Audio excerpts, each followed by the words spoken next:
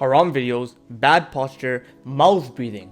That was me, and that is probably you right now. Okay, what if, and just what if, the Prophet Muhammad saw you in this state right now as we're speaking? What if the Sahaba saw you in this state? What if they saw you every single day, haram videos, like not even in shape? That's what we have to ask ourselves. What is Allah gonna think of us? And what is the Prophet Muhammad and the Sahaba gonna think of us? Now, the inverse thing is, if you want to be someone who's successful, you cannot live in this state. You cannot be like this. It's gonna ruin you forever. But the issue is, and I'm sure you've noticed yourself, that bad habits is stopping you from reaching some sort of success. Now, of course, everything is written by the will of Allah, but the thing that is stopping you is bad habits. And this is something that you need to overcome to achieve some sort of success. It's like you take one step forward, but 2 steps backward. You just end up at the same place, even though you tried many different types of tricks or maybe hacks. And trust me, it happened with me as well, but I was able to get rid of some bad habits. I was able to overcome some bad habits by doing some specific things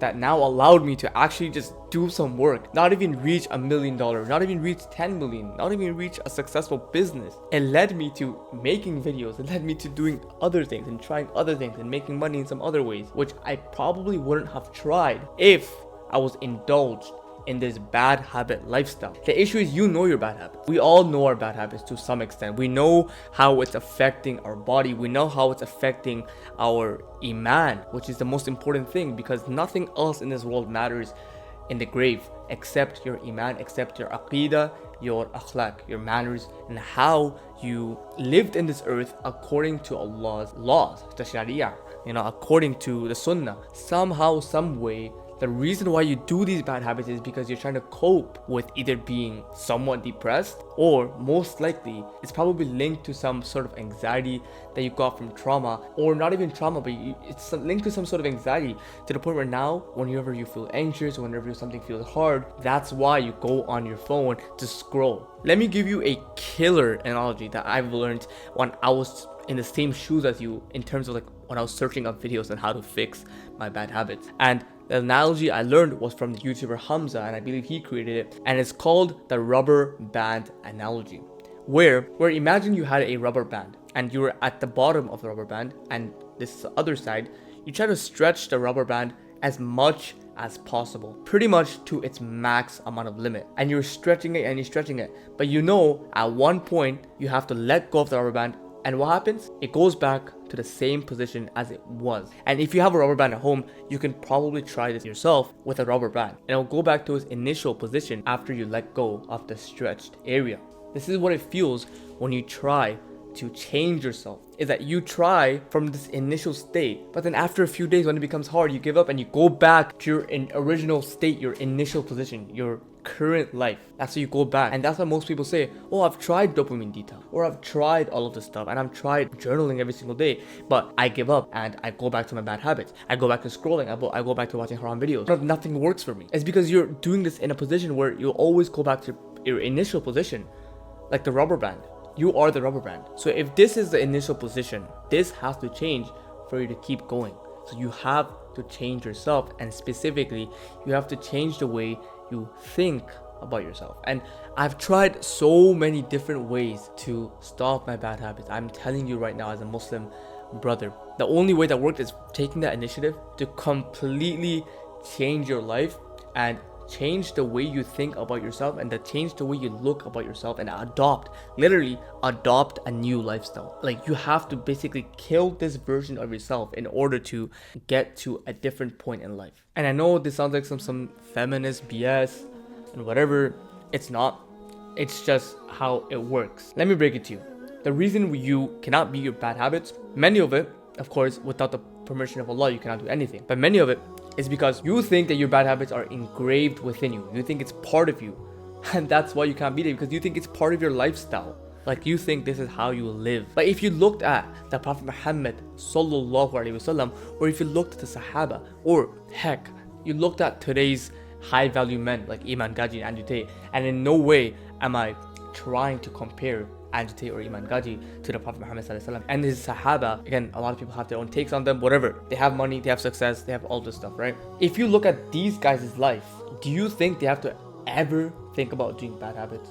Do you think they have to ever think about scrolling? Do you think they ever have to have time to scroll? These guys don't have time to scroll. These guys don't have time to procrastinate. That's just their lifestyle. But for you, we're struggling because our bad habits are so part of our lifestyle and we completely believe it to be so. So step one, the secret is you need to finally stop allowing this to be part of your lifestyle, and you have to change your identity to someone who is above this sort of bad habits, who someone doesn't even think it exists. And it all starts with a thought. It all starts with a belief before you can put down a full-on roadmap, which I'll be providing you in this video. And that's why I don't agree with the many Muslim YouTubers or even non-Muslim YouTubers that talk about balancing.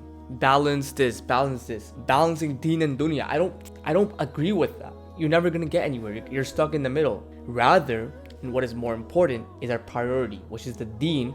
So we should follow and prioritize the deen every single step of the way, but we can add some bits of the dunya. But it's the opposite now. Most people focus on the dunya and then they add some parts of the deen like salah or maybe some Quran. But it's the opposite. We should be prioritizing the akhirah, we should be prioritizing Allah, and then have some dunya things that we can focus on, like a business or maybe schooling. But this is very little, it's very low in our focus and tier list compared to the akhirah. We should prioritize the akhirah and add the deen as some sort of bonus or something. So we need to look at the people like Prophet Muhammad Sallallahu Alaihi Wasallam. We need to look at the Sahaba, or even if it can help you, we can look at some people that have a pretty successful lifestyle and someone we kind of want to emulate. We should look at their lifestyle and we should be like, okay, so in order for me to become someone like Agitate, or in order for me to emulate the Prophet Muhammad Sallallahu Alaihi Wasallam to the best of my ability, these habits are not in the realm of life anymore. Like, you don't have to worry about them anymore. So whenever you get an urge, you're gonna be like, okay, if I have to become someone like Imam Gaji, that means that, you know, this urge doesn't matter anymore. So when I, in your shoes, changed my identity and changed my lifestyle, I completely changed it.